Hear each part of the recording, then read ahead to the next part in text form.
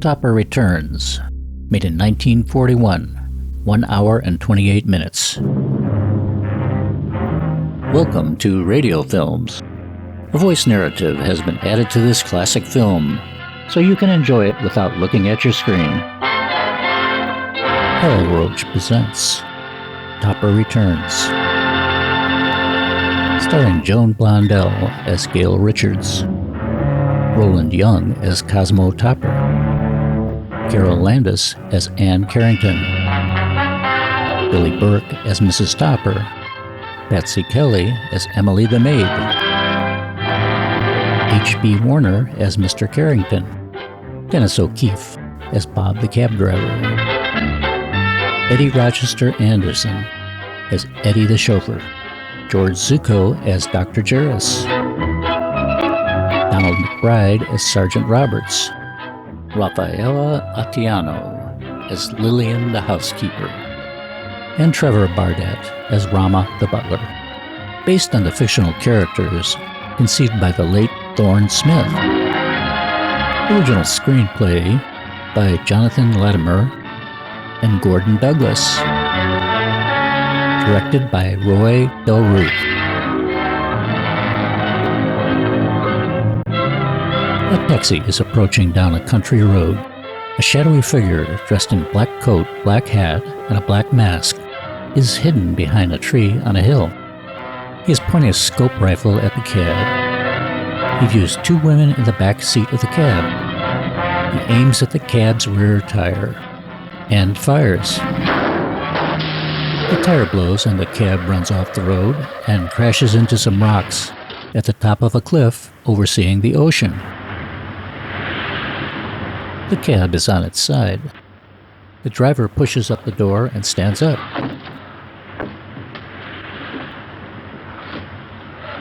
Hey, you all right down there?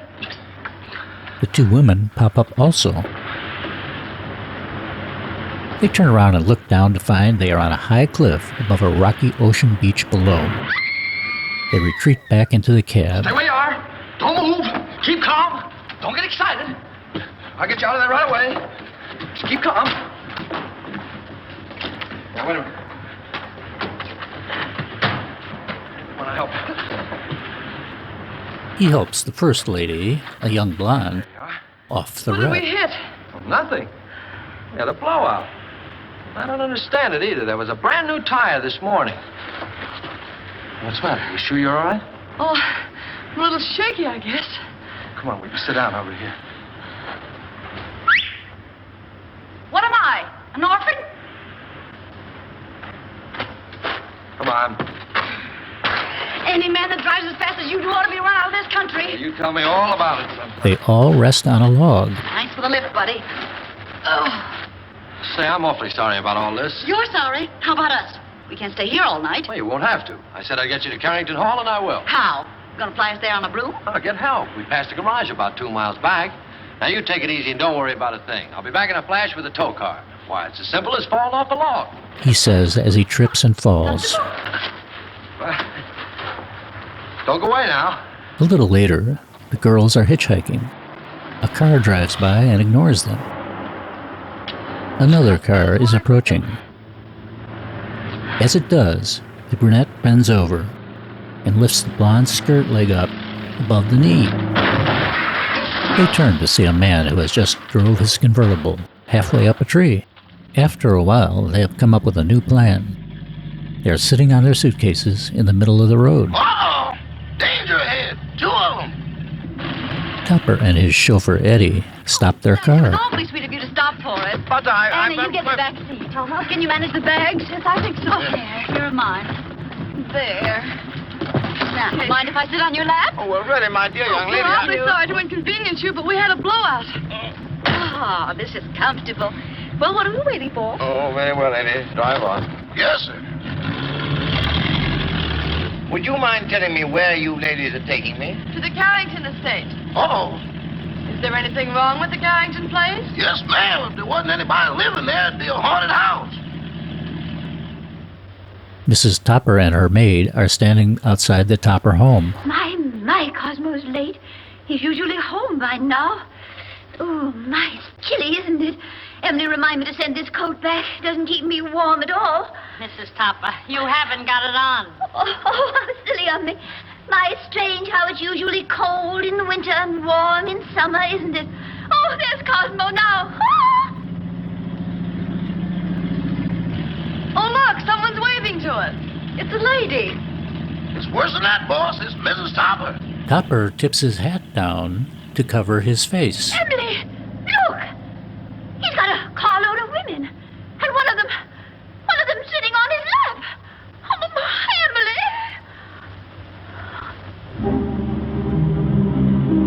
Emily. Later, the car is driving up a dark, winding road, leading to a giant, spooky castle high on a hill.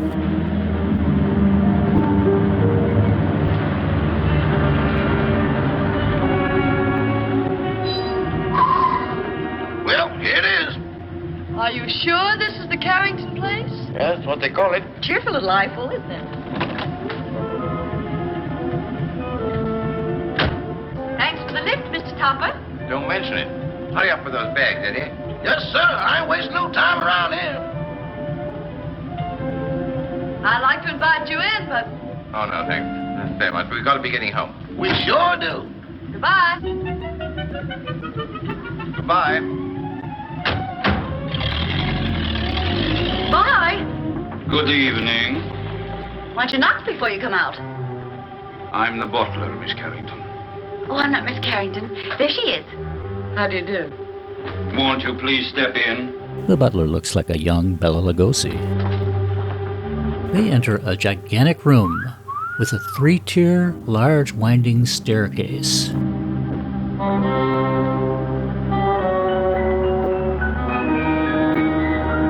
A dour housekeeper, dressed in black, approaches down the staircase. She looks like she would be at home as a headmistress at a Victorian orphanage. Miss Carrington? Yes. I'm Lillian, the housekeeper. Oh, how do you do? This is my friend, Miss Richards. Howdy. Your father's waiting, miss. Thank you. Would you mind waiting here? This way, please. As Gail waits, Lillian leads Anne away. One moment, please. The stern Dr. Jarris looks like a middle-aged Boris Karloff. Miss Carrington? This is Dr. Jerry's, your father's physician. How do you do, Dr. Jarris? I'd like a few words with you, Miss Carrington, before you see your father. Of course. I'll be as brief as possible. Your father's far from being a well man, Miss Carrington. Yes, I know. Seeing you for the first time may be something of a shock to him.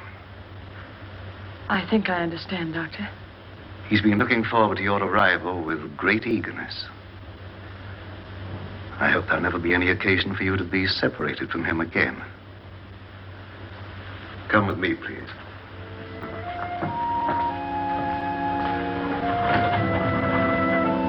They enter a large, comfortable sitting room, furnished with fireplace and lounging chairs. They approach Mr. Carrington, who is napping on a chair.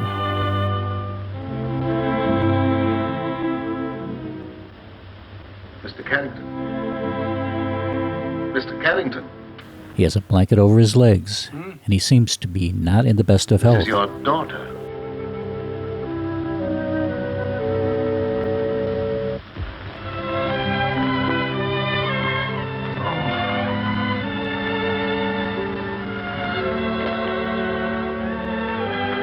He stands and reaches his arms out to Anne. Anne.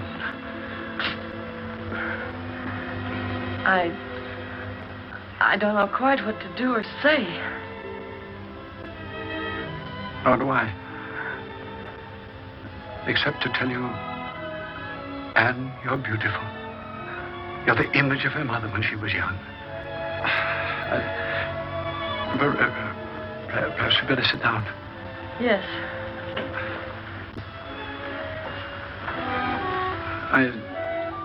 I know you must think it very strange. Seeing your own father for the first time on the eve of your 21st birthday.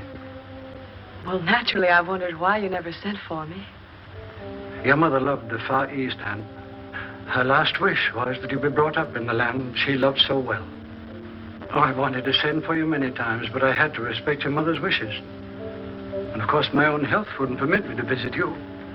I understand, Father. I hope you had a pleasant trip.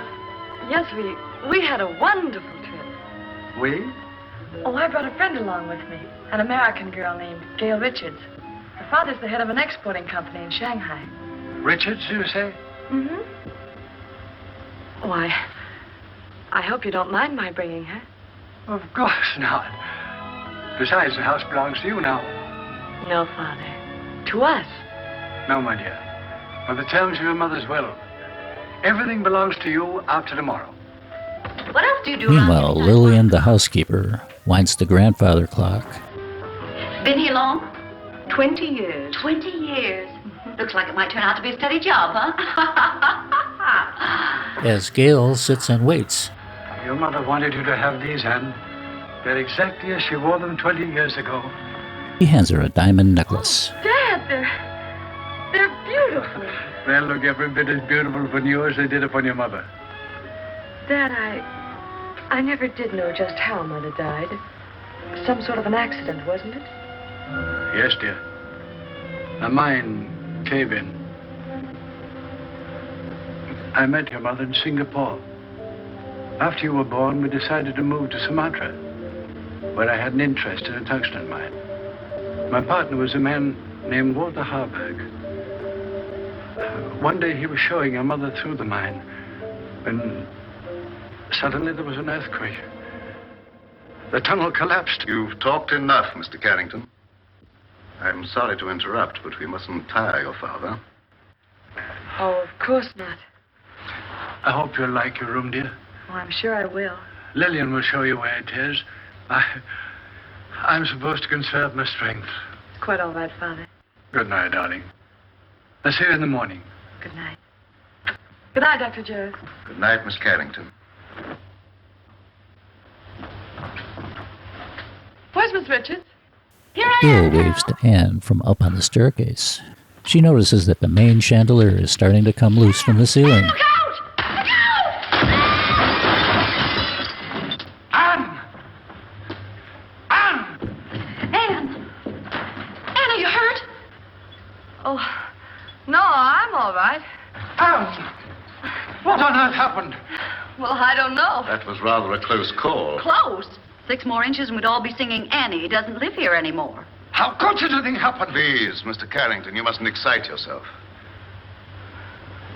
I think you'd better show the young ladies to their rooms. Yeah, pick us a couple without chandeliers, will you? This way, please. Thanks, old boy.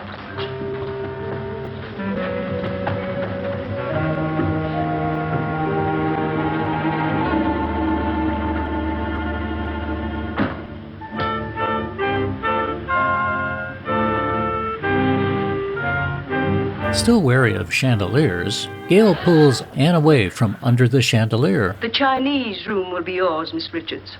Oh, you're a doll. Well, this is just dandy. I traveled 7,000 miles to get away from Chinamen, and here I am with everything but a bowl of rice. Lillian opens the window and looks out. What's that sound? It's the waves, angry waves. Day after day, night after night, they beat with savage fury against the black rocks below. For 20 years, they've been calling, calling, calling to someone who never answers. Just like the pot of gold program. Will that be all, miss? No, I'm starved. You forgot we didn't have any dinner. Rama will bring you a tray. Oh, any little thing will do. Lobster, salad, and beer, but nothing heavy. Anything for you, Miss Carrington? No, thank you, Rama. I'm going to bed, Gail. I'm all in. I'm kind of baggy myself. Good night, Miss Richards. Good night. I hope you rest in peace. Thank you.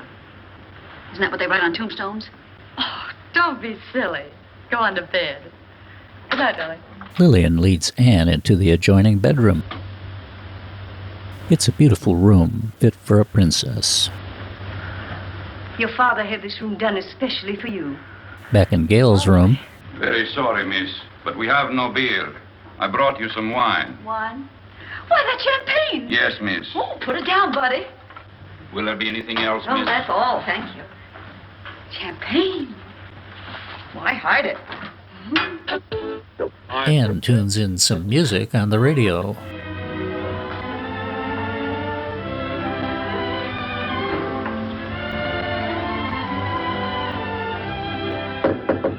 Anne? Yes. Is that you? Yes, it's me. Well, open up and let me in.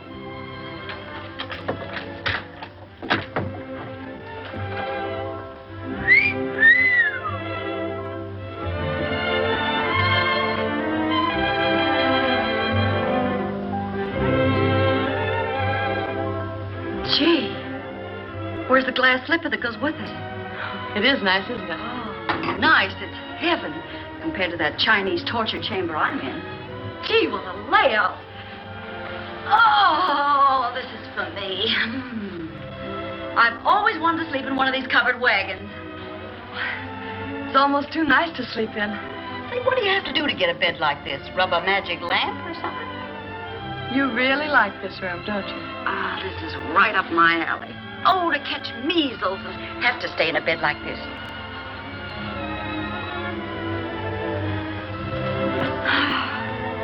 Hey, where you going? I'm going to bed. For tonight, darling, this room is yours. Oh, no, you don't. I wouldn't dream of letting you do anything like that. But it's a deal. Anything to keep out of China. Good night, Cinderella. Good night, pal. And I do mean pal. Say, lock your door in case Lady Frankenstein walks in her sleep.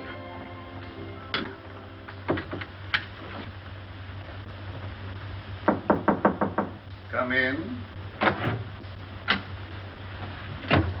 Did you wish anything, Doctor? Are the young ladies comfortable? Quite. That will be all, then. Back in the princess suite, Gail is really enjoying the bed and is celebrating with wine. I don't mind if I do.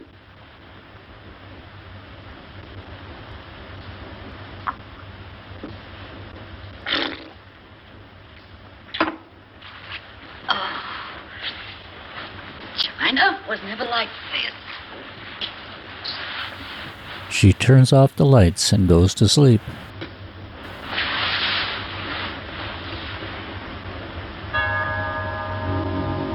Later that night, while Gail is sleeping, the vanity swings out from the wall, revealing a secret entrance. The same dark figure that shot out the cab tire steps out into the room. He moves to the window and opens it, letting in the cold wind.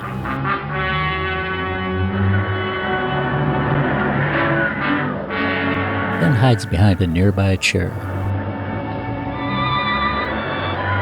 Gail is chilled and awakens.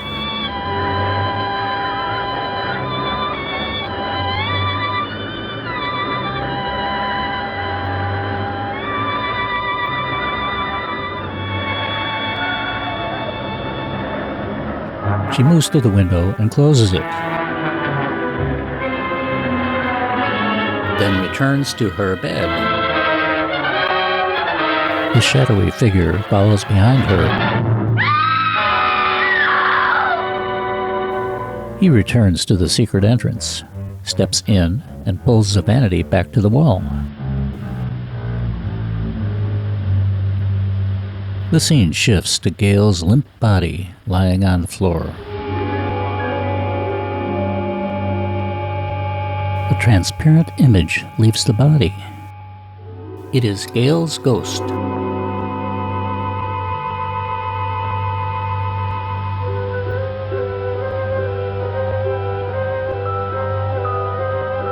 She gets up and goes to the window.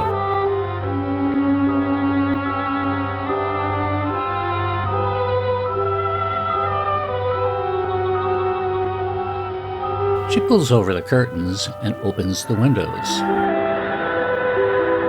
She steps up on the sash,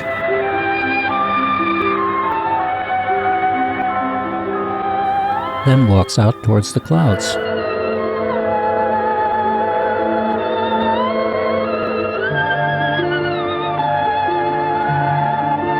The scene shifts to what might be her view in front of her as she walks amongst the clouds.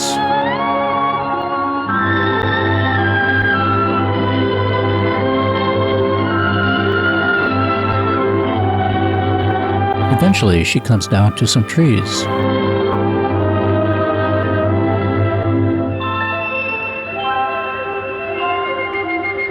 Finally, she arrives at a large house. In front, she sees a mailbox shaped like a bank building. Painted on it is the name Cosmo Topper.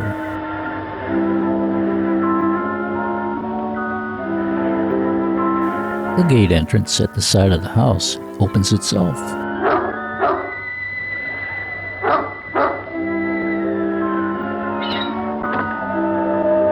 The scene shifts to a large bedroom suite inside the house. The balcony window doors open, letting in gusts of wind. The maid who is making a bed notices the wind and steps outside. She steps back in, and the doors close behind her. As she goes to turn the door handles to lock them, they turn themselves closed. She gets scared and runs away and leaves the room. Something invisible brushes the curtains aside. It moves through the room. Gail partially materializes by the room door.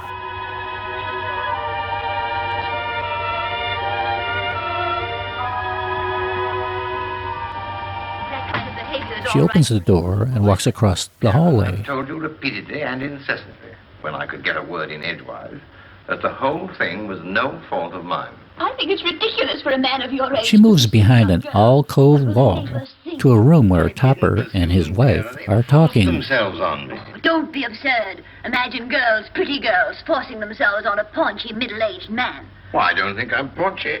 Don't try to change the subject. At least you might have waved to me when you went by. I've explained that, darling. I couldn't. That girl was sitting on my lap. Oh, I know she was. I warn you, Cosmo. If ever you do a thing like this Gail again, starts to get chilled. I'm going back to Mama. She notices the blanketed bed on the other side of the room. Besides, I couldn't very well have sat on her She lap. dematerializes and moves towards the bed, bumping into a footstool and knocking off a robe on it to the floor. Topper does a double take when noticing the stool that is ajar and the robe on the floor. And I have a perfect right to be treated like a wife who has been He married moves for to the 20 bed years. to straighten the stool and replace the robe. It's not hard at all. Cosmo, do you realize what you're saying? I beg your pardon, Joe. Well, if that's all the attention you're going to give me, I may as well go to bed. Good night.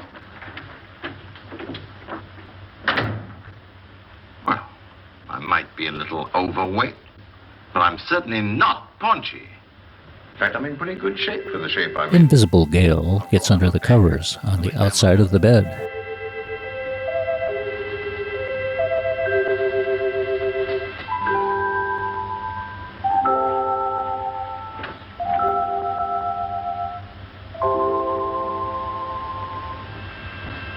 Topper turns off the light before going to bed.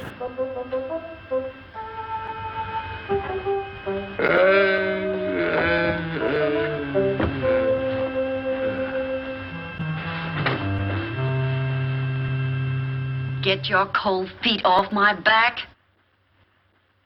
You don't need all the covers, do you?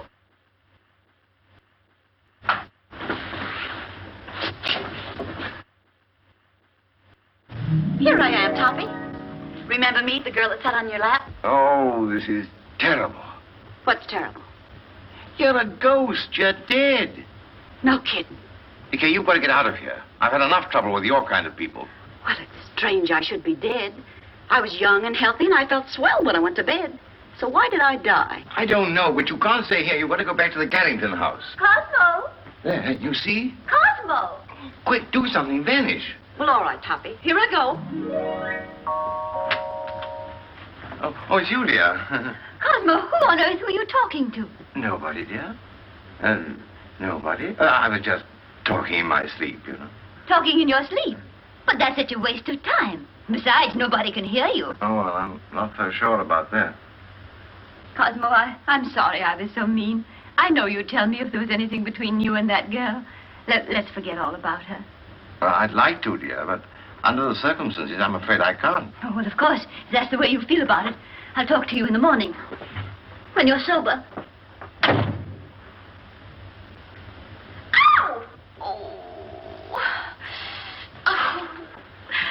don't you look where you're going? Why don't you be where you are? Now see what you've done. That's nothing compared to what I'm going to do if you don't come with me. Come with you? Where? Back to the Carrington house. I'm curious to know what happened to me. Go ahead. Oh, no. No, I couldn't go alone, I'm afraid. I don't like that house. It's spooky. I won't go. All right, if that's the way you feel about it. Get out of my bed. I won't, not unless you come with me. You get out of my bed or I'll tell Mrs. Topper. What'd you tell her? I'll tell her you're in my bed. Oh, no, I can't very well tell her that. Not very well, but I can. Oh, but you wouldn't do that. Mrs. Topper wouldn't understand. Are you coming with me or not? I can't. All right, then. I'll give you 3 to make up your mind, and then I'll scream. Oh. 1, 2. Oh. No, please don't. All right, you win. Now, what do you want me to do now? Call your chauffeur and tell him to take us to the Carrington house.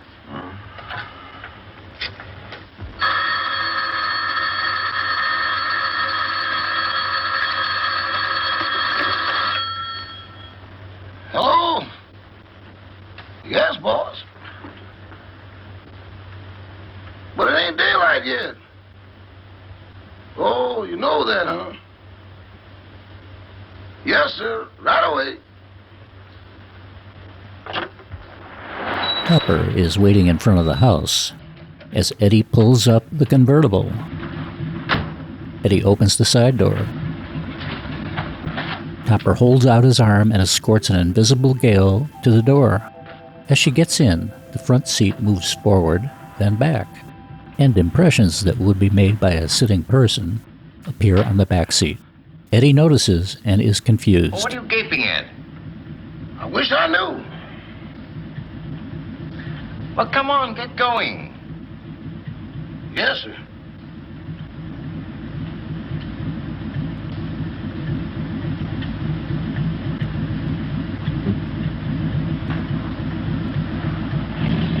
Where to, Mr. Topper?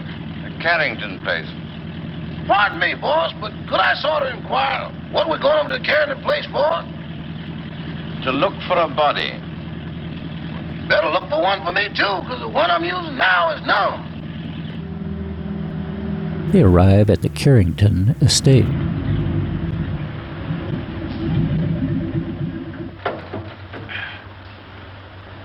Come on, Eddie, you want to help me, you know? With what, boss? With the body. Okay, I'll go with you, but kind of keep to one side, because I got a feeling some running's going to be done. Toppy, that's the bedroom I was in. The one with the balcony. How are we going to get in? Through the window.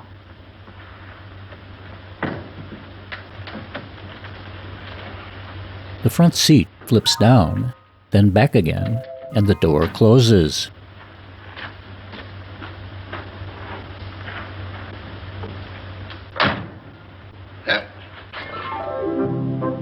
Topper and Eddie walk up a sandy path. Strange footprints are appearing in the sand beside them. Eddie keeps noticing them.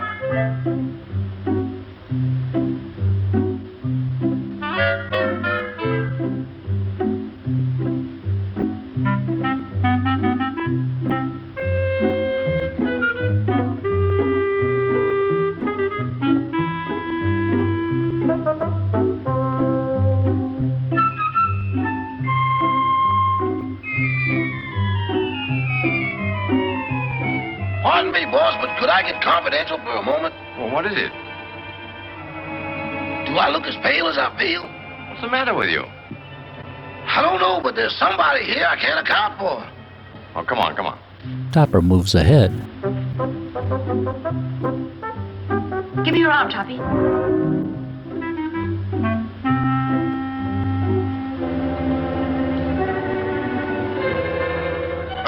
Them ain't rabbit tracks.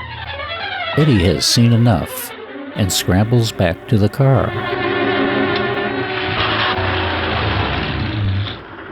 Toppy, here's a window.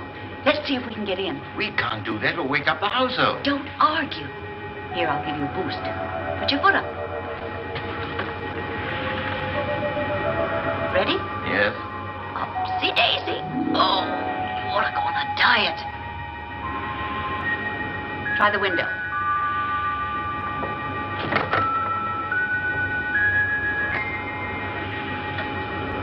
Now give me a hand. Where are you? Right here.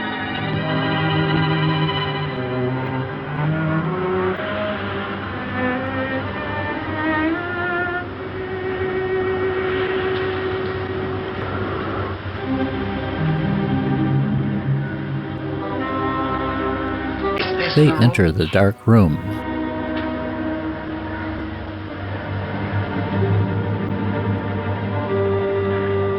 Where were you? Well, let me see. Oh, yes. I was sleeping in that bed. And then it seems I got up to close a window. There's the window. And then I started back to bed, and that's all I remember. Oh, my gosh, there I am. Look, right by the window.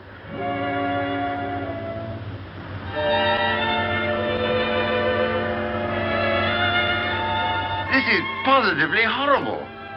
You've been stabbed. Stabbed?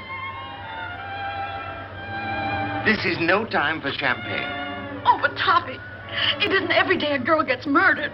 Look at me. Oh. Oh, please, please, please. Because this is serious. We better call the police. Yes. I want to find out who did this to me. Where's the telephone? Downstairs. All right.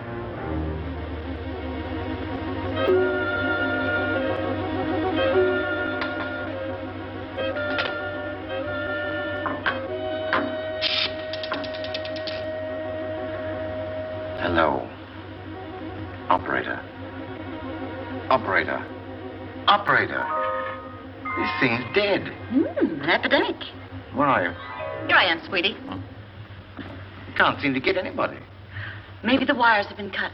I'll trace them. Operator. Operator. The light comes on. Down that phone. A servant and the butler appear. Dr. Jervis and Lillian appear at the bottom of the stairs. Everyone is wearing night robes. Dr. Jervis has a gun pointed at Topper. Your phone's out of order. Who are you? Oh, me? I'm Cosmo Topper. I'm your next door neighbor. Nice place you've got here. Very nice. I just dropped in to use the phone. At 12:30 in the morning. Oh, is it really as late as that? Well, I must be going. No, mustn't. Who are you calling? The police. There's been a murder here.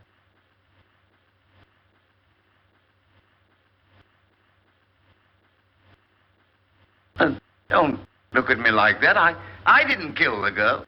Mr. Carrington comes down the They're stairs. prowling about the house. But this gentleman says there's been a murder. What are you talking about? If you don't believe me, go and see it for yourself. It's in that big room at the top of the stairs.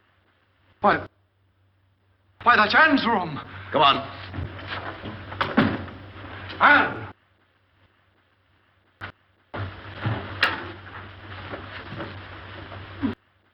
Where is she? Right over there, by the window. Where? There's no one here.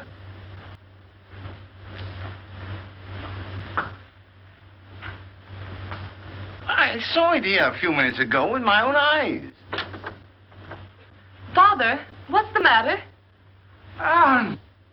You're safe. You're all right. Well, of course I am. Oh. Why? Why, Miss Carrington, this gentleman has just been telling us that you'd been murdered. Well, Mr. Topper. Whatever gave you that idea? No, it's not you. It's the other girl. I saw her a moment ago. Now, really, I did. Where is Gail? She wasn't downstairs, was she? Of course not. How could she be downstairs when she was murdered up here? Now, Mr. Topper, please control yourself. Lillian picks up a letter from the desk. I think I found something that might explain matters. It's addressed to Miss Carrington. Darling, sorry to run out on you so mysteriously. We'll explain everything when I get back. Love, Gail. Mr. Topper is evidently suffering from hallucinations. Mr. Topper, how old a man are you? 46. Just as I thought. What do you mean, just as you thought? Schizophrenia. Schizophrenia, nothing. I came here in my car. Your car?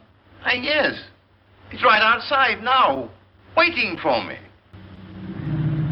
Meanwhile, at the Topper house, Eddie pulls up the car and runs inside. Mrs. Topper wakes to find Topper missing. Cosmo! Cosmo! Eddie enters his room and starts to madly pack his suitcases.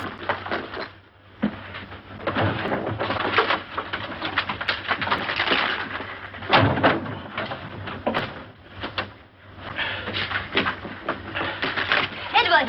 Yes, ma'am. What in the world is wrong with you? It ain't me, it's them things. Things? Doors closing by themselves. People talking to nothing and getting answers. I'm going back. Back where? To Mr. Benny. Ain't nothing like this ever happened there. Oh, stop all this fiddle-faddle. Where's Mr. Topper? He's over to that Carrington place. Oh, that girl again. You mean the one that sat in his lap? I'm afraid so. Emily, get on your clothes. We're going right over there. Excuse me, ma'am, but are you aiming to walk? Well, certainly not. You're going to drive us. My. That's what I was afraid of. Normal. As normal as you'd Back expect. at of the this type of castle, man. Dr. Jarris has been checking Topper's If pulse. I don't get out of here very soon, I'll lose my mind. Now, what he needs more than anything else is rest. When he feels better, we'll send him home in my car.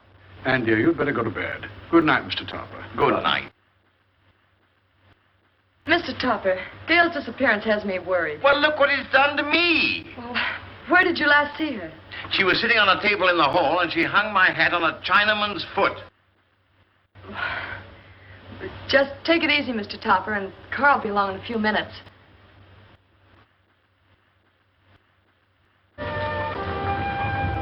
Anne walks out the door and notices Bob the cab driver waving at the front door.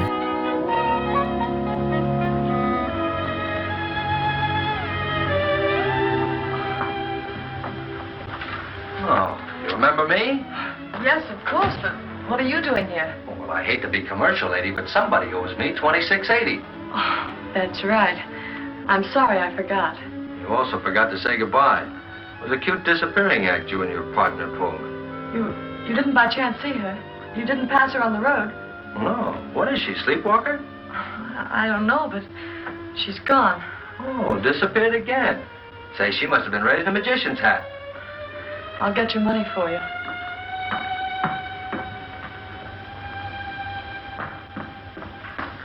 Anne starts up the staircase, then stops after a few steps.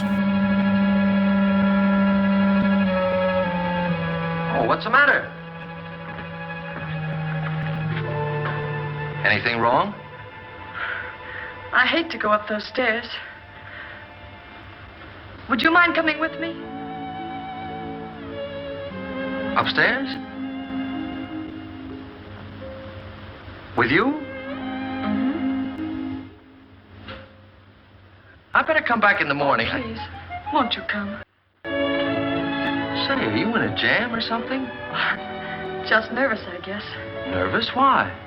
Well, I can't explain, but well, things have been happening and... Well, you can stop worrying, honey. Nothing's going to happen to you. Come on. I'd hate to pay the light bill in a joint like this. Oh, this is my room. Well, if you don't mind, I'll just wait here. Bob sits on a chair outside the room.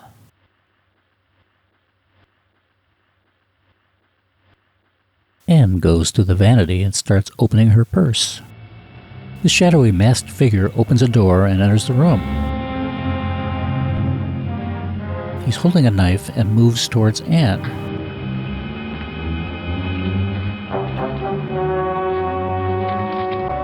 He goes to stab her from behind. Suddenly, she spots him in the vanity mirror. She faints.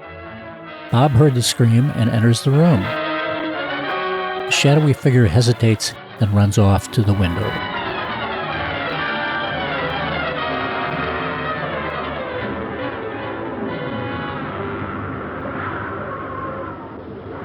After checking for Anne, Bob goes to the window, but the attacker is gone.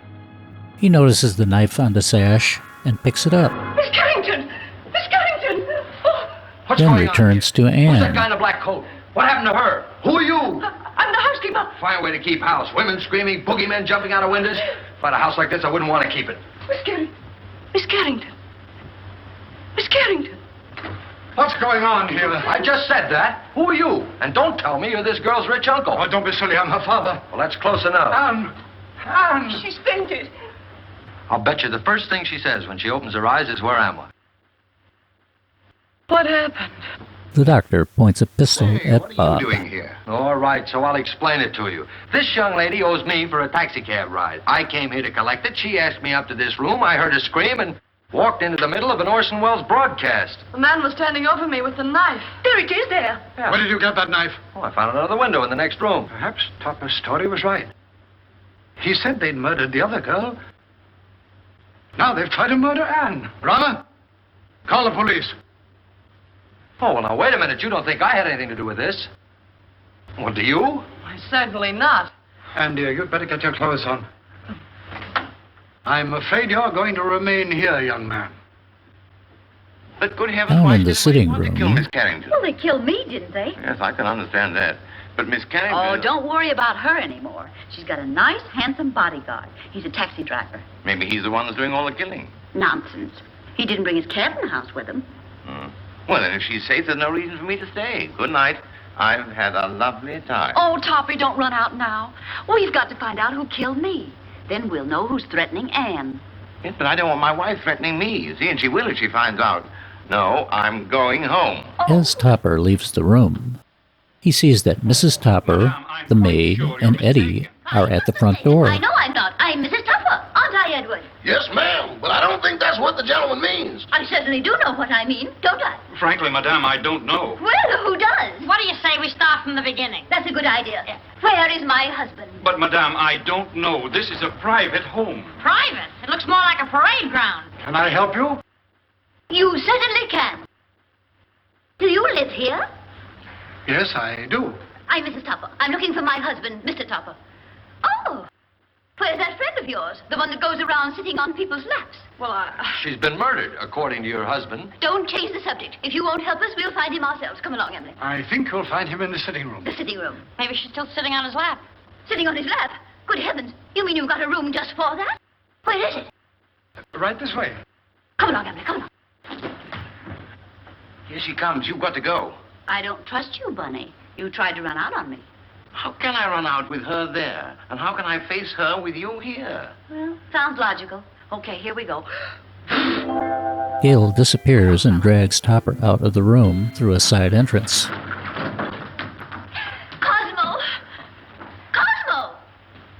Well, where is he? He was here a few minutes ago. Rama, what happened to him? I don't know, sir, but I'm positive he hasn't left the house. And he won't, not till I find him and give him a piece of my mind. Do you mind? Not at all. Where's the telephone?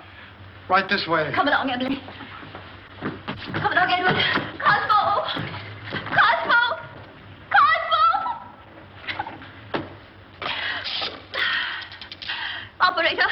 Operator, I want to report a missing husband. Edward, you look for him down that way. It's awful dark down there. Darkness never hurt anyone. It ain't the darkness, Mrs. Topper. It's what's in it. Don't be The phone silly. seems to be working for Mrs. Topper. Except the lights are out. Run along. I'll go, but every hair in my coat is standing on end. Cosmo Topper? Well, what's he look like? Like a banker. Of course, that's because he is a banker. Well, can you describe him? Well, he wears a size 15 shirt with a 33 sleeve, a 9.5 sock lyre, and is slightly bald. Oh, yes, there's something else. Let me see, I paid the milkman. That luncheon's been changed from Thursday to Friday. Oh, yes, there's been a murder. Murder? Yes, murder. Capital M-U-R-D-E-R. Murder. Trying to make these policemen understand something is harder than doing it yourself. Eddie is peering around a hallway corner, Mr. and a Topper! voice behind him asks. Hey, Eddie, got a cigarette? Without looking, he pulls out a cigarette pack, then reaches back and hands it out. Give me a match. He digs in his pocket and produces a match,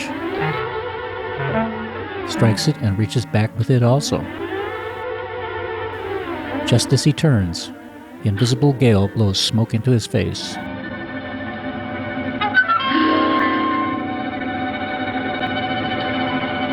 Then blows a series of smoke rings at him. He panics and takes off. He runs down a hallway and sits on a chair placed in front of a blank wall. The wall and the chair spin around, leaving him inside the wall.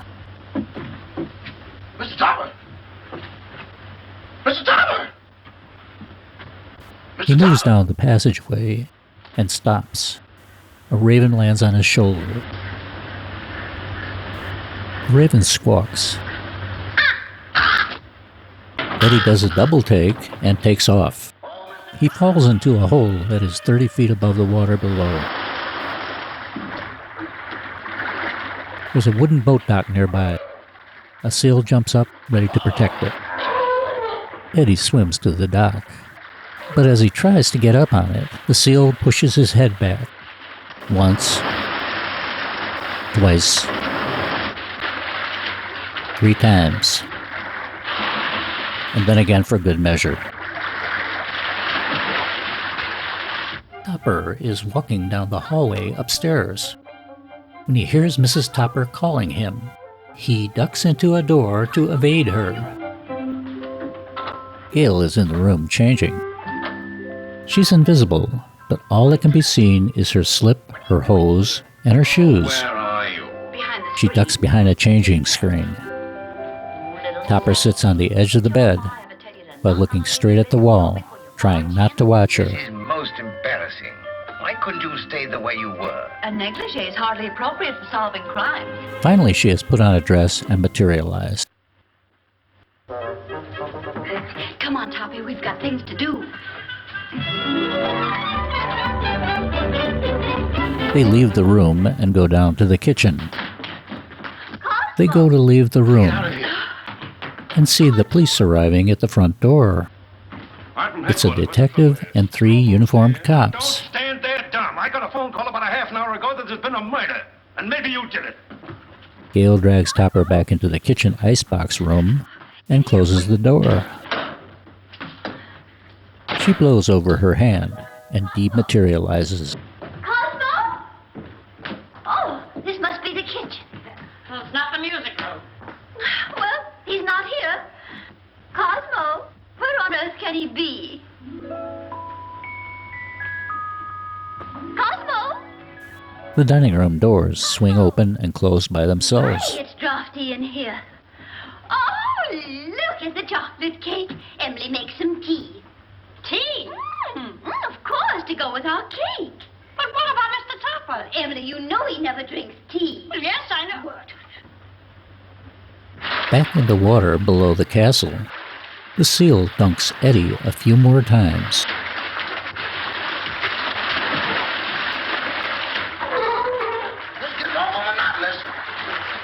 Meanwhile, in the sitting room, Did you see the face of the man who wore the cloak? No, it was covered up. Somebody's covering up a lot of things around here. Why don't you let her alone? She's nervous and upset. She is. How do you think I feel? A murder and no body. Didn't anybody see a body? Didn't you say Topper said he saw the body? Cut out the double talk. Who's Topper? These men say he saw the body. Where is he? He's gone. He's gone. The body's gone. Say, what are you people trying to do to me? I'm sure, Sergeant, it's nothing but a tempest in a teapot. Miss Carrington had a note from the supposedly dead girl that will clear it all up. Where's the note? It's gone. Lillian is standing way back by the fireplace. She pulls a note out from inside her blouse. I'm here to be made a fool of. Lillian secretly drops the note in the fireplace, and it catches fire. The note seems to magically rise from the fire, then extinguishes as it somehow blew Look out. here, Rebecca. Quit stalling. Where is this guy, Topper? I don't know. Well, what was he doing here in the first place? I don't know. Say, what do you think I am? I don't know. Who's this fresh guy? Oh, he's all right. He's a taxi driver. Yeah? Well, where's your taxi? Now, don't tell me that's disappeared, too. Where do you think it is? I'm not supposed to think. I'm from the city hall. Now, where was I? I don't know. Back in the kitchen, Emily, this cake is simply delicious. Glad you like it. It's the best you've ever made. This is not our cake. I forgot. Some cream, Emily, please. Cream. Yes, ma'am. Emily enters the icebox. Oh, hello.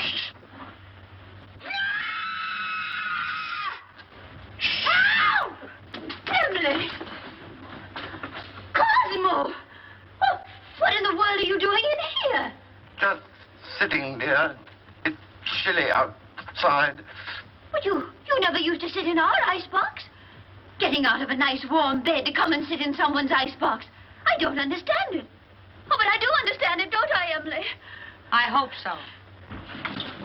That scream came from in here. Hey, look. A prowler. Who are you? I'm Mrs. Topper. Who are you? Mrs. Topper. Where's your husband? In the icebox. Has he got the body with him? Certainly, under his overcoat.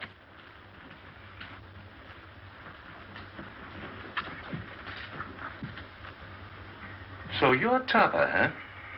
Would you mind coming out of cold storage? I will not. Say, what's the matter with him? Is the icebox crazy? He's suffering from hallucinations. Oh. You wouldn't by any chance be thinking you were a lamb chop? Now then, what do you mean by stealing in this house in the middle of the night? And what have you done with that girl you had on your lap? Girl on his lap, eh? Oh, a love triangle. Oh, do you really think so, officer? I get it. You sneaked into here to see some gal. Your wife followed. You had to get rid of the dame, so you knocked her off. Yes or no? I did not. Where's the body? I don't know. So you admit there is a body? Yes. I came over here to look for it. Well, how did you know it was here? She told me. She? Who's she? The dead girl. Well, now, we got... Wait a minute. How can a dead person talk? I don't know, but this one does.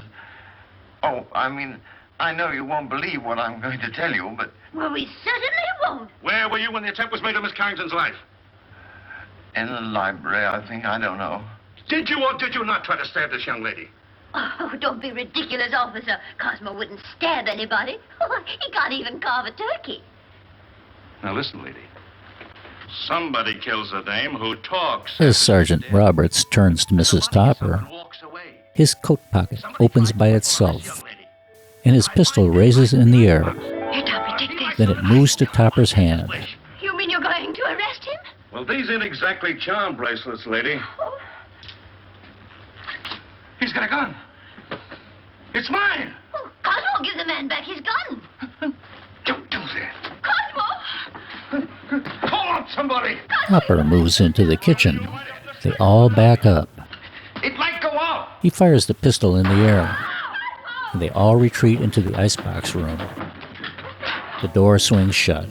Come on. Gail invisibly drags Topper through a door and down to the boiler room.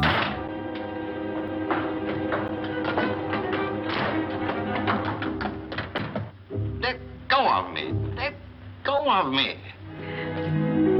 You shouldn't have made me do that. Do you want to go to jail? No, but we can't go on like this. My wife's the police. What do you suppose they think? They think you're guilty of housebreaking and murder. Yes. Come on, let's find my body. No, because after we do find it, then I will be accused of murdering But you. I've got evidence to prove you're innocent. What evidence? This note I was supposed to have written Anne, but didn't. Who did? I'll tell you when we find me. Come on. Back on the dock, Lucille gives Eddie a final shove, then barks in victory. You're tired. How you think I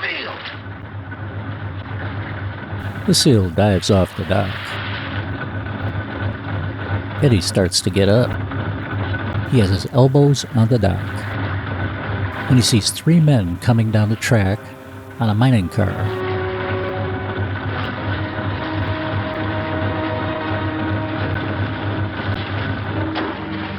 Eddie hides under the dock as the men carry a body wrapped in a blanket from the car. They place the body in a rowboat.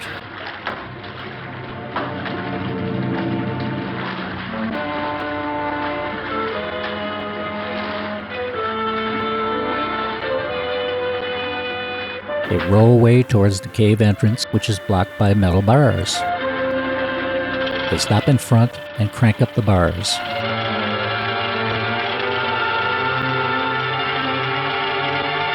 Then they row out to sea. They are out at sea and rowing towards a tramp steamer a few hundred yards out, back in the icebox. Bless you. You and your husband. When it comes to picking out husbands, Mrs. Topper, you certainly take the cake. I only took a small piece and a little cup of tea. And that's no reason we should be locked up in here. Look, Mrs. Topper, I'm not complaining, but I'm a personal maid and not Admiral Burke. Oh, Emily, shut up. We'll all get pneumonia. Can't you break down the door? It's as solid as a rock. Come in. noise? That's my teeth chattering. Well, why don't you put them in your pocket? Who has a screwdriver? You need a screwdriver to get them out? I've got a button hook. Where is it? Home on my dresser. Oh, my. Come on, everybody, look around. There ought to be something here we can use. Well, there's nothing in this joint but frozen tomatoes and dead chicken. Look, can you do something? Emily hands the detective a juice glass. What? Break the glass. Okay. So what good did that do? He means the glass in the door, dummy. Okay, but I think you're taking a lot of liberties. Bob uses a jug to knock out the window.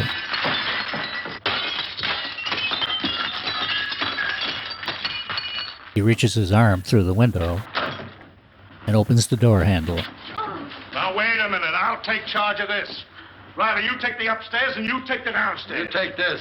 Personally, I think someone should call the police. Well, I'll take care of that. Check that for fingerprints. Back in the basement, Topper and Gail walk through an exit. Topper turns on a light, and a wall slides across and blocks the door behind them. Hear that? A trapdoor on the floor starts to open. Topper has a gun, and Gail has raised a jug as a weapon.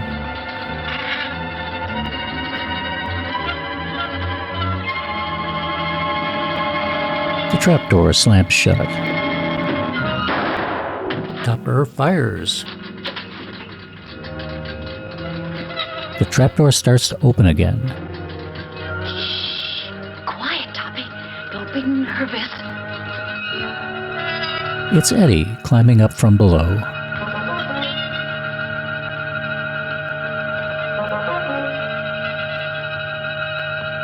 Topper sees that it's Eddie. Give me that. Eddie, where have you been? Boss, that's something I'll never know. You still looking for a body? Yes. It was down there, but it just left. It left? It just put out to sea. That's the truth, boss, but I ain't going back to prove it. Oh, yes, you are. Yes, sir.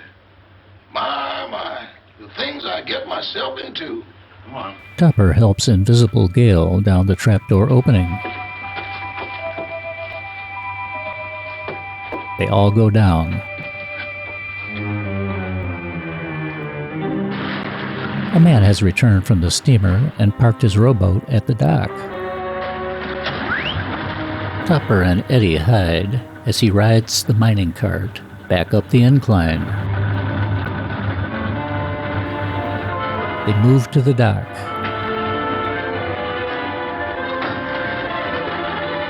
Topper helps invisible Gail onto the boat.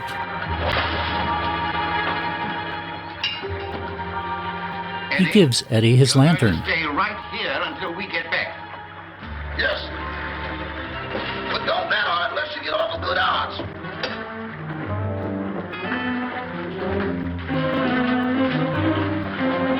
Topper takes off in the boat. Oh, Toppy, you're terrible at rowing the boat. Get up front and let me do the rowing. They row towards the sea. Here we go. Hold tight.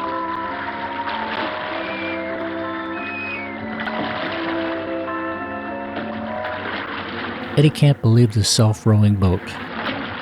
No, it ain't.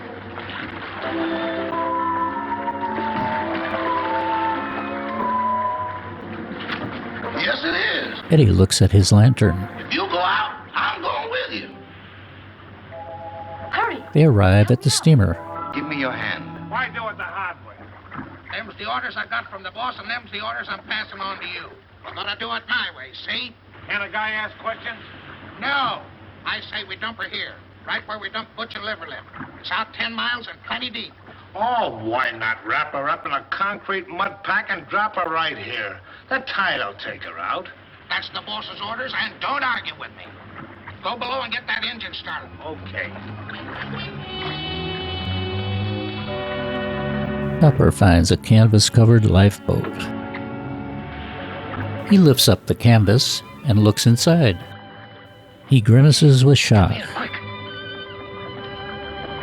Here you are in here. Oh, dear, I look so uncomfortable. In the engine room, a sailor crank starts the engine motor.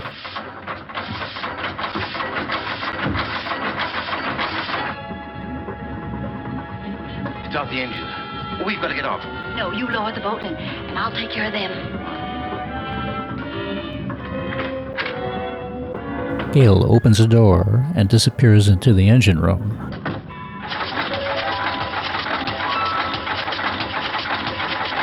The sailor is sitting on a ladder step, watching the engine. Invisible Gail turns the engine switch from on to off. Keep that engine running. I had it running. It stopped. What stopped it? I don't know. The captain arrives. You dummy. I expect that engine to run with the juice turned off. He turns the switch on, Give me that. Bah, get out of the way. then cranks the engine.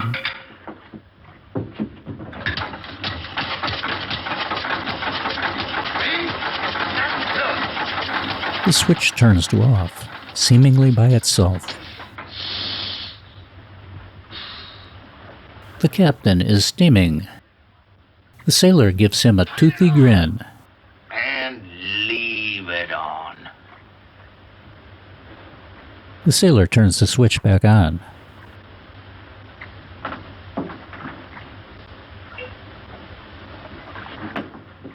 Up on deck, Topper is lowering the lifeboat into the water. The captain has started the engine again. Again, it is shut off.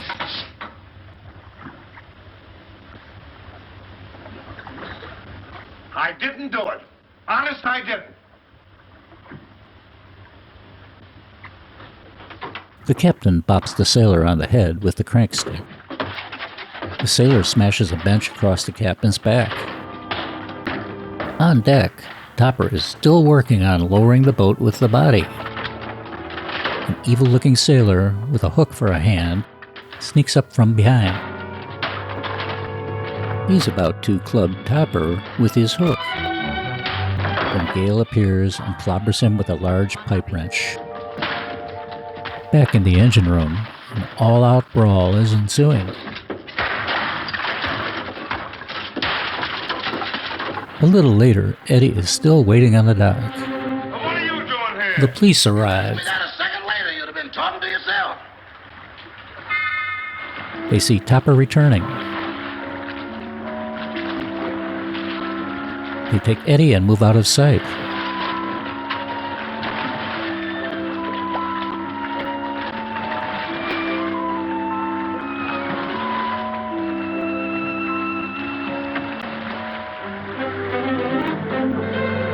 Topper docks.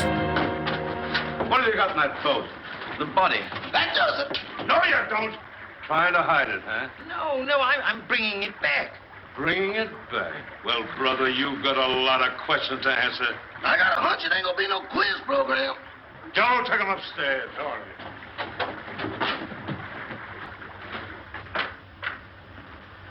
Later, in the sitting room, Yes, sir, all here. All right. Now get this and get it straight. Nobody leaves this room unless I say so. And you, stop chewing that gum. Chewing? I ain't even breathing. Not you. Emily swallows her gum. I'm sorry, Miss Carrington. I know this is going to be a bit unpleasant for you, but would you mind stepping in the next room with me?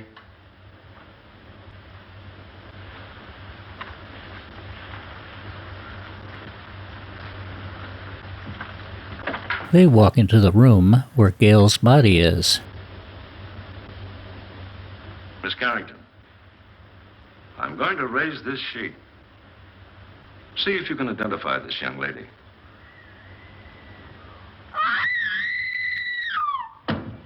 Anne faints. Bob comes running into the room and carries her back into the sitting room.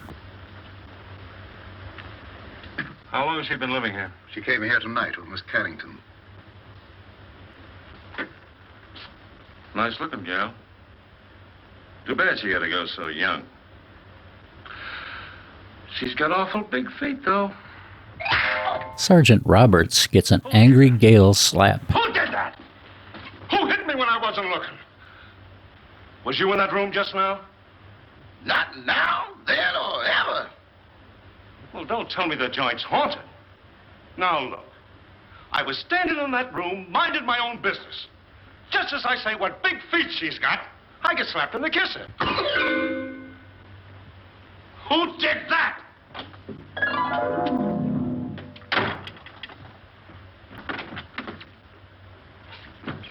Who went out that door? Nobody. Now, wait a minute. Doors just don't open and shut themselves. Yeah, but that one did. Hey, who went out that door? Your Hootie. Who? You feel better, dear? Well, she'd be all right if Charlie Chan had let her alone. Sergeant Roberts, I don't like to interfere, but is it necessary to subject my daughter to all this? She's terribly nervous.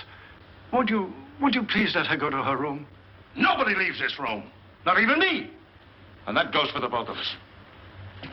Later in the trophy room, Gail pours herself a drink. Big feet, huh? I'll match mine with his any day.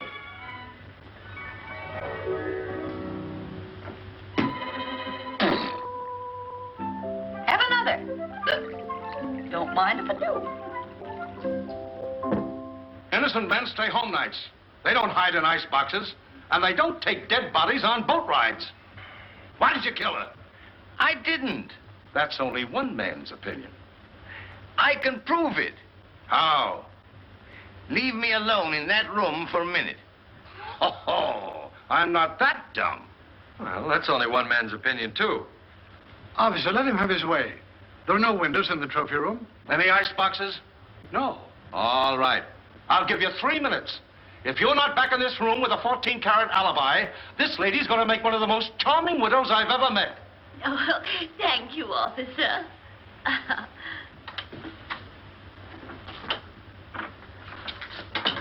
Gail. Invisible Gail has decided to get another bottle from a very high shelf. She moves a stool to the cabinet and stands on it. The stool starts to wobble. And just in time, Topper runs in with outstretched arms and catches her. Now, you stand up and behave yourself. Sweetie, let me mush your hair.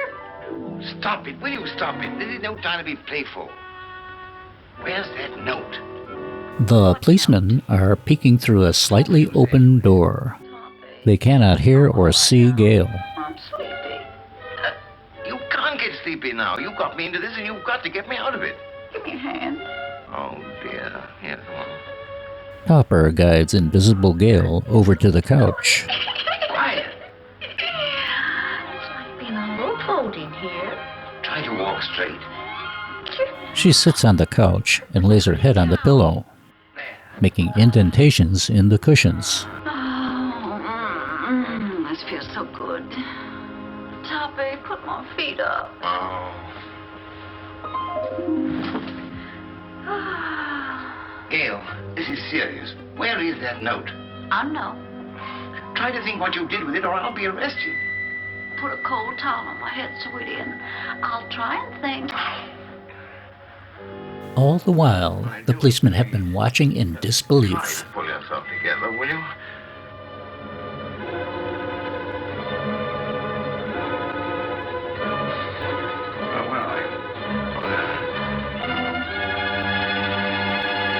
Topper notices the policeman watching, so he quickly puts the towel on his head.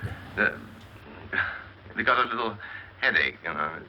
Have you got an aspirin on you? No. But I'll get you one.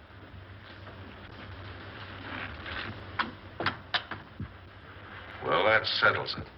That guy's as nutty as a candy bar. Send for a straitjacket. Make it 2. 1 for me. Get up. Now, where's that Topper stands up Gail and shakes her until she materializes. There it is down there.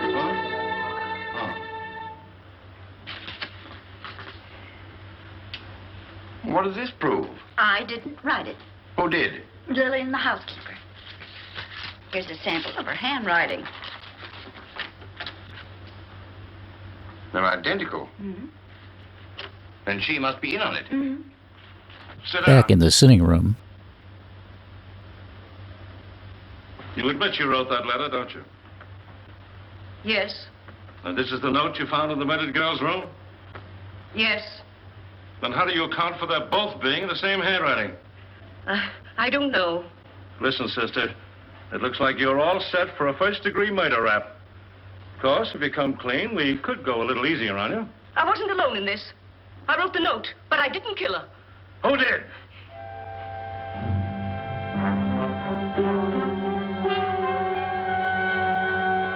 Come on, who did it? The lights go out. Turn on the lights, quick! Come on now. Lillian's chair is empty. There's a pickpocket in the joint. Whoever stole that witness, put her back.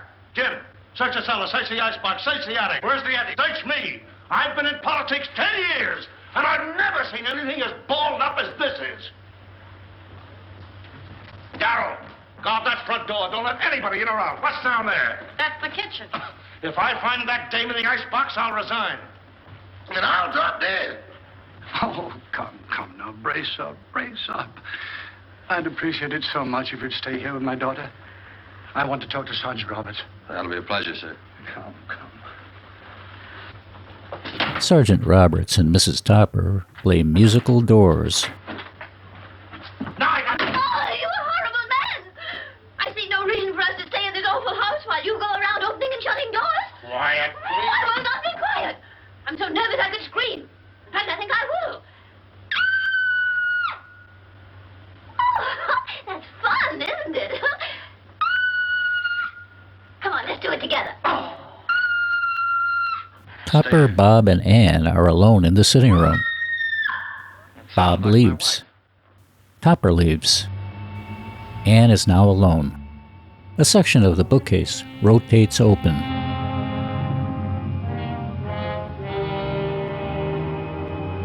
The shadowy attacker emerges.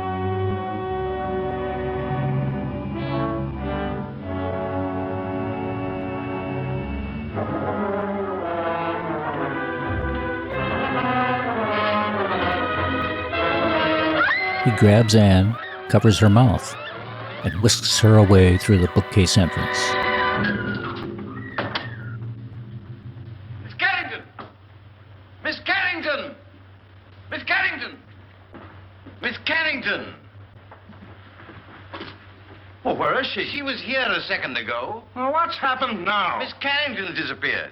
Well, I left her with him. Say, what is this, the fun house at the beach? Everybody that talks to you disappears. Now I'm talking to you. I suppose I'll turn up missing. That is the best suggestion you've made tonight. Well, that's all right. Don't you ever park near a fire plug. As for you... Officer, I want to go home. I'll tell you when to go, and I'll tell you where to go. Sit down. The attacker is moving a struggling Anne through the tunnel. Gail, Anne has disappeared. Disappeared? Entirely. Well, we've got to find her. Police won't let me out of their sight. Well, they can't stop me. Huh? Don't go out there. Mrs. Topper's just outside. I'll fix that. Gail unzips herself invisible. Mrs. Topper and Eddie are standing by the empty chair as Topper arrives. Where is who, dear? You know perfectly well who I mean. That girl. There wasn't any. Oh, yes, there was. I heard you both in that room. Pardon me, Miss Topper, but it's getting kind of late. Can't we settle this at home? Edward, don't interrupt. Yes, Cosmo, Eddie sits down in the empty chair, crosses his legs, and leans back. The chair flips back into a hole, and Eddie is launched into the water again. The dock sail is overjoyed. He leans forward and claps with his tail fins. You better keep away from me or you'll be a coat. Meanwhile, Bob is tapping the walls, looking for a secret entrance. He finds the wall with the chair and pushes it open, and enters the mine tunnel.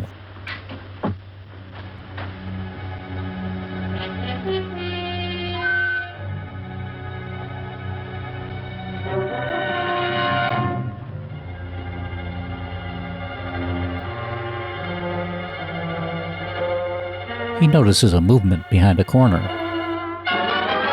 Pretending to be unaware,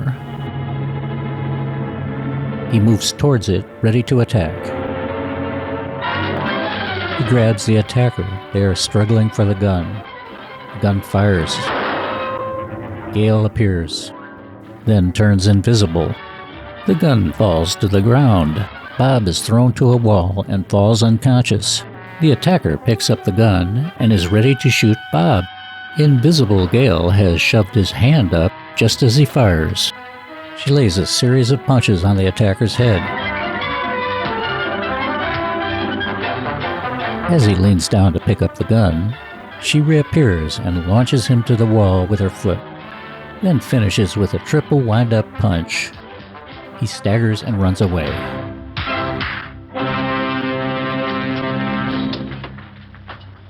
Gail wakes up Bob, Taxi? then disappears.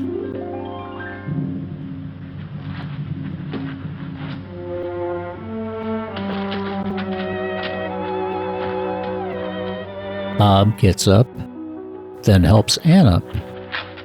Back in the sitting room, Clara, please, I've had a frightful night. Boss, wait! Don't sit in that chair! Whatever you do, don't sit in that chair! Edward, will you stop interrupting? Why, you're all wet. Is it raining out? Oh, but you haven't been out. Can't be raining in. Well, if it has, it's all cleared up. Clara, I can't stand much more. Oh, boss, that chair's deceptive, destructible, distrustworthy, and this is the voice of experience. What are you talking about? Boss, you sit in that chair and things happen quick. Oh, don't talk nonsense. It ain't nonsense. It's serious. Look, boss, I sat in that chair just like this. Cross my leg just like this. Lean back. Here I go again. Well, that's a silly way to leave the room. Why didn't you use the door? Mr. Topper! Well, as I was saying, I'll always stand by you no matter what happens. Clara, just be quiet, will you, please? Well, if that's the way you feel about it, I won't say another word. Topper goes over to the fireplace. He notices a chain on the inside wall.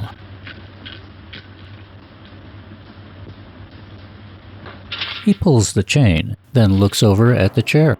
The chair rolls into the floor, then rolls back upright. Darling idea. We should have one of these in our house for weekend guests. Mrs. Topper sits on the edge of the chair and bounces up and down.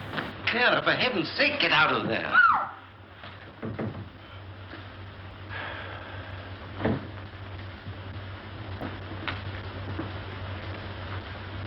Okay, you take it down this way and you go upstairs. If you find anything, I'll be right here. Sergeant Roberts sits down on the chair by the wall. Not such a merry-go-round of my life! He rotates inside as Bob and Ann come through it.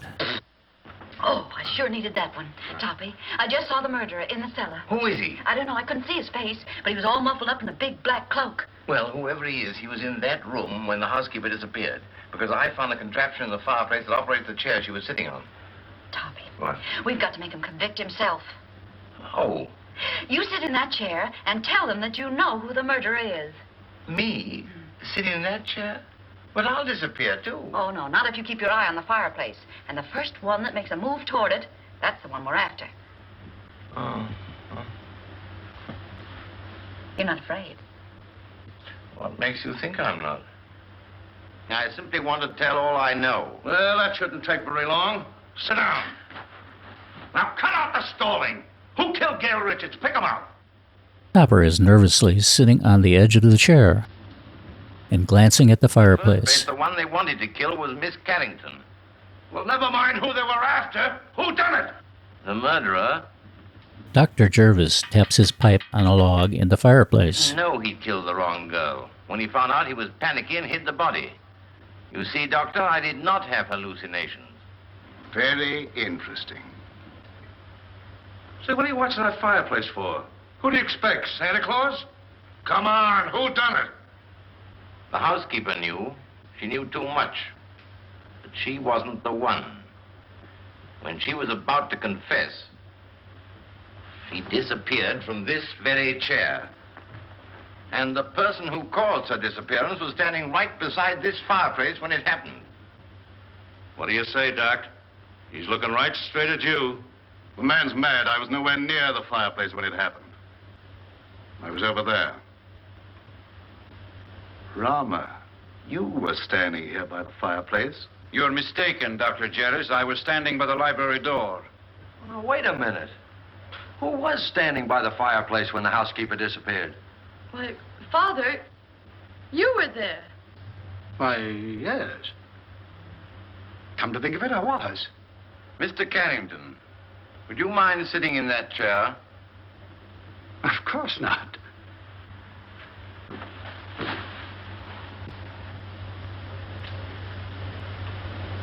Topper is by the fireplace and starts to move towards the chain. Carrington's eyes tense. Topper goes to pull the chain. Carrington leans forward. Topper goes again, and Carrington jumps up and pulls a gun. A policeman starts to get his weapon. Carrington shoots him in the hand. Father! Never mind that. Put your hands up, too. And if you've got any sense, you won't move a muscle. You see? I told you it was him. Sergeant Roberts, it's been a pleasure to do business with a man of your intelligence. Carrington exits through the revolving bookcase. He's now below the floor in the garage. He climbs up under the car, then gets into it and drives off.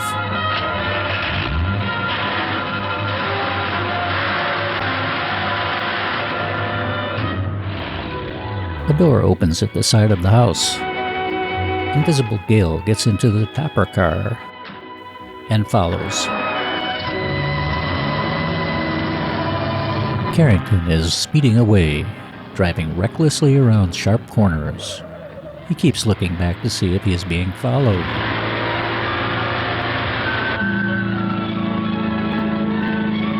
In the Topper car, Eddie wakes up from a backseat nap. He's trying to figure out what is happening. He sees the steering wheel moving itself. The car is driving wildly around corners. He reaches over to grab the wheel and gets slapped. Hands off that wheel. He waves his hand in front of the wheel and gets nothing but air. Back seat, driver. Sit down.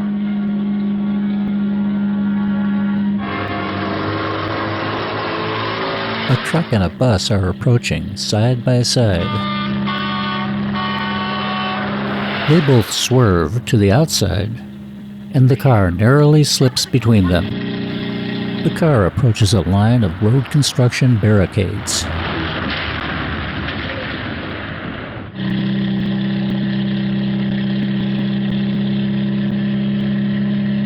Hold tight. Here we go again. Barricades are being hit and are flying up all over the place. Some of them are landing at Eddie.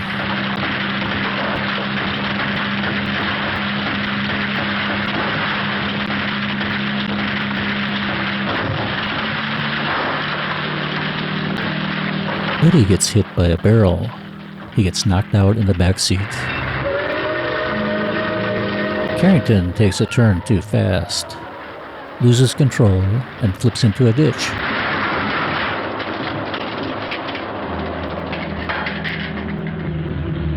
Gail pulls up nearby. Carrington's ghost leaves his body.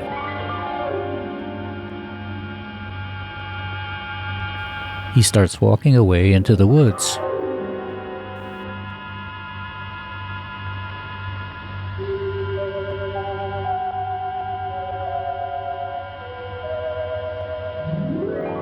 Gail gets out of her car.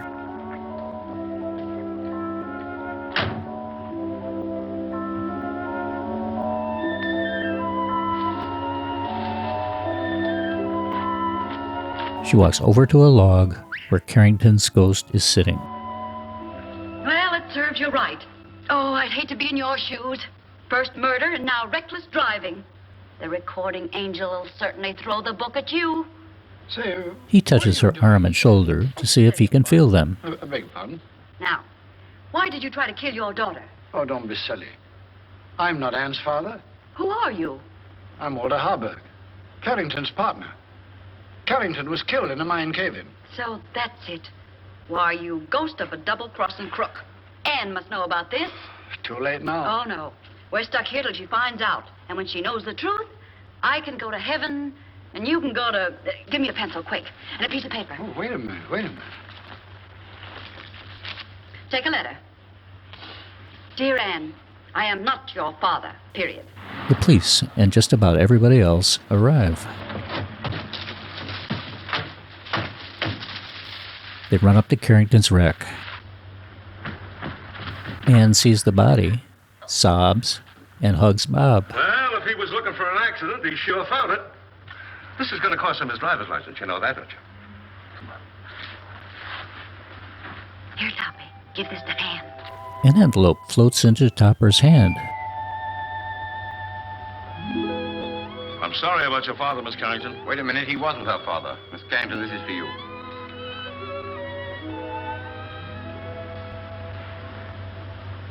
Well, what's this all about? Oh, here, read it. Or am I expecting too much? Where did you get this note? It flew into my hand. Notes that fly. Fathers that ain't fathers. Leaping chairs. Come on, let's get out of here before the trees start talking. Edward? The Toppers approach their car. Here I am. Eddie comes awake and jumps out of the back seat. And here I go. Edward, come back here. Not me. From now on, I used to be your chauffeur. But you were to drive us home. Not in that car. Enough is enough, and that's what I've had a abundance of. Very well. If that's the way you feel about it, Emily will drive us. And Cosmo, this time I'll sit on your lap. All right, darling. Emily, do you know how to drive? No, ma'am. Isn't it exciting?